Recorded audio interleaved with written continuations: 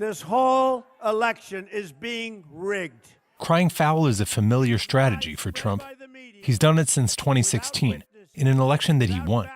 There are a group of people, mainly white and blue collar, who feel forgotten. And Donald Trump has, over the last 3.5 years, mobilized them by saying, I am yours, you are mine, and I have enemies. But you know the good part? Now I can be really vicious.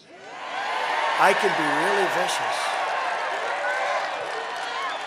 And we're going to start by saying that the Democrats are trying to rig this election because it's the only way they're going to win. And you have charismatic, powerful, highly critical, negative leader who's saying, don't trust them. They're not trustworthy. They're thieves. They're taking your leader away from you. They're very vulnerable to that. He loves Americans. He loves all of us. This is about democracy. If we allow our election and fraud to take over and the wrong person to get into office, then there goes our election. It's gone. How can we trust after this election? The fact that Trump is undermining people's trust in the democratic process is really dangerous. Stephen Levitsky spent 30 years studying how democracies fall apart, and he's alarmed at what's happening in America. If people lose faith in the democratic system, if people do not believe that elections are free, they'll be more likely to tolerate violence, fraud, attacks on the process. What I worry most about is the Republican Party leadership, because those guys know better.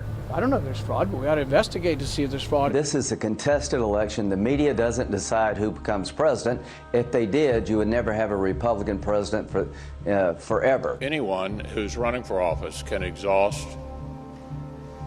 concerns about counting in any court of appropriate jurisdiction. For our democracy to survive, they have to break with Trumpist abuses. They have to denounce efforts to steal elections. They have to denounce violence. They have to denounce institutional abuses. Their silence in the face of egregious abuse on the part of the president is really, really troubling going forward. In short, the Republican Party is showing signs of becoming an anti-democratic party.